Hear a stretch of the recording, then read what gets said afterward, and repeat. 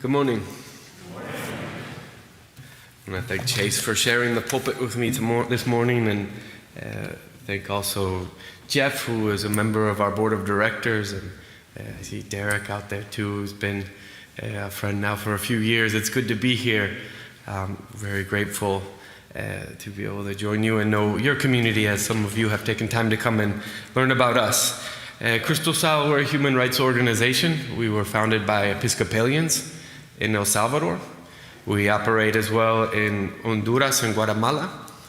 Our programs provide legal assistance to victims of violence and human rights violations. We have a team of investigators that document abuses. We have a team of protection specialists that provide humanitarian assistance, relocation assistance, shelter for people fleeing violence and in need of safety. We also have a team of communicators that do campaigns to make visible the voices of victims and to try and advocate for change. We were founded 25 years ago, and this year we're celebrating that anniversary. But I have to tell you, I do a lot of speaking as the executive director, but as the son of a priest, I always dread speaking from the pulpit. But then once I get here and I see and hear the readings, the gospel stories always align just so closely to the human rights stories, and so it's really not that hard to speak from the pulpit. And I think today's readings are consistent with that pattern. Human rights and the gospel stories provoke challenging questions about who we are as a people, who we were, what it means to be truly equal, and what it means or what our responsibilities are to those who suffer. And we see that today. The first reading talks about exile. The gospel talks about lepers and foreigners. But I'm struck particularly by the reading of Nothing is Lost. Obviously not a gospel story, but one written in its inspiration. It's interesting to me because they say that the victors write history, but this is clearly a reading written from the perspective of the history of the victims. And that's something that resonates deeply with our work and some of the thinking that's unique to our setting and our context. In El Salvador, there's a Jesuit priest, philosopher, and theologian, and one of our revered martyrs, Ignacio Ellacuría. He was killed with his colleagues by the Salvadoran Armed Forces during a raid on the Jesuit University in San Salvador in 1989. But he wrote that we know human rights from the experience of the victims. He said that through the victims' suffering, the structural sins of the society are revealed, and being willing to see them offers the great hope for transformation and change.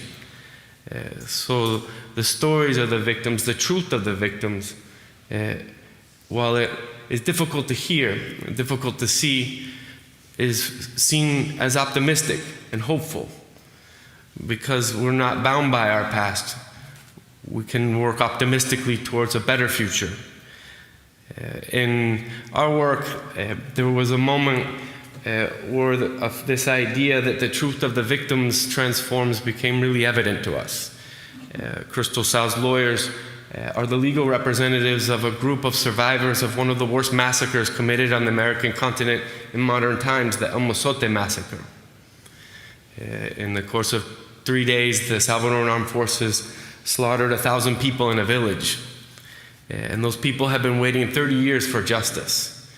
And the first day when we were able to go to court, we have been preparing the victims to give testimony before the judge. And the courtroom was set up similar to this, but much smaller space. On this side, the generals and the officers on trial, the ones responsible for the massacre and who had formed the military junta that governed the country. And on this side were the victims and their families. I wasn't able to be there. I was traveling outside of the country, and at the end of the day I texted our lead lawyer, David, and I asked him how it went. And he texted me back. David is a little bit poetic in his own free time. And he wrote to me that the truth of the victims imposed, even on the perpetrators. It was something that he constantly said throughout the trial, and we saw it as the testimonies moved forward. Even the judge seemed to be physically transformed by their truth. The reading today, From Nothing's Lost, also talks about darkness. And the truth of the victims does reflect the darkness. And when we look at our past as a human family, the overwhelming majority of people who have lived and died in human history have done so largely in the context of abuse, not respect for rights.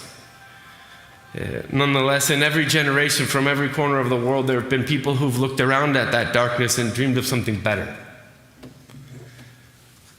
And there have been people, and we've been blessed by these people, who have not only dreamed of something better, but taken action so that it might be.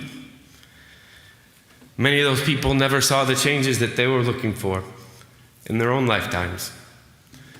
Many of those people suffered persecution and exile.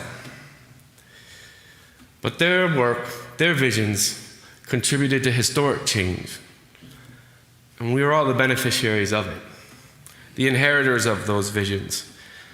The reading today says the ancient visions are within us. The old dreams are part of us as we continue to look at our own world and imagine something better. This year, our organization has confronted the darkness more directly than we have in the past. In El Salvador, an autocratic regime has taken power, and our organization has been a voice of resistance, together with the victims of torture, forced disappearances, and killings in the prisons. Our team has documented torture, but also corruption, and denounced it before the courts and the Attorney General in the country. My colleague Ruth Lopez was the head of our anti-corruption unit, and together with her team, she investigated and denounced before the Attorney General over 20 cases of grand corruption. When Jeff and Chase were with us in March in El Salvador, they joined Ruth and thousands of other people in a march to the Supreme Court. Ruth was carrying with her the signatures of 60,000 citizens that were supporting her in her claim to the Supreme Court to reinstate a ban on metallic mining. Ruth was a very public and very loved figure in El Salvador. She still is, but she was arrested at her home this May and remains in prison. She's part of a group of human rights defenders in El Salvador who, in a repressive crackdown, were put into prison, but since then have been named prisoners of conscience by Amnesty International. When Ruth was being arrested and the police officers attempted to put the handcuffs on her, she said, "Have decency. This won't last forever." The darkness doesn't last forever. I remember really clearly a few years ago, I was in Guatemala. I was invited to speak at the closing ceremony for the International Commission Against Impunity in Guatemala. It was a UN commission that was set up to investigate organized crime and corruption and brought down a government in Guatemala. It was a moment of great hope. But then there was a reactionary moment and the president of the country closed the commission. And the ceremony was being presided by the indigenous authorities of Guatemala. Guatemala is a majority Mayan country. And the indigenous authorities said that with the closing of the CICIG, the Mayan people reflected on this past experience, and we think that justice and accountability is possible. But with the closing, the Guatemalan people are entering the darkness. This is not the first time they said that the Mayan people have entered into the darkness. They called it Xibalbá. Xibalbá is the Mayan underworld of darkness and lies. And they said what the Mayan people have learned about the darkness is it's best to keep walking because it doesn't last forever. In El Salvador, our government and other autocrats around the world question human rights and their legitimacy. They say that they're failed prescriptions of the international community. They call them a globalist agenda or impositions on national sovereignty. But their twisted understanding of human rights is one of their greatest weaknesses. Human rights are not derived from law or treaties or some foreign agenda. Human rights are unique to all of us, to all of our stories. The reading, Nothing Law says, these are our ancient visions that are always with us, the old dreams that are always part of us. It beats with me, it beats with you. There's nobody here who can't look at their own family tree and identify people who have lived in the context of some sort of abuse but have done something so that they might be more free, more equal. Human rights are our own stories. They're unique to our own families, our own histories, our own communities. The reading says that the steady rhythm of hope will never be silenced. Repression, persecution won't stop these dreams. They won't stop these aspirations, and they can't stop us from continuing to do the work so that they might come to be. So if we find ourselves in the darkness, remember that it won't last forever, that we keep walking, that the truth of the victims will impose on the lies, and it will be the great hope for transformation for a world that is better, built on dignity and truth, justice and equality. The darkness won't last forever, so we keep walking. En el nombre del Padre, el Hijo y el Espíritu Santo. Amén.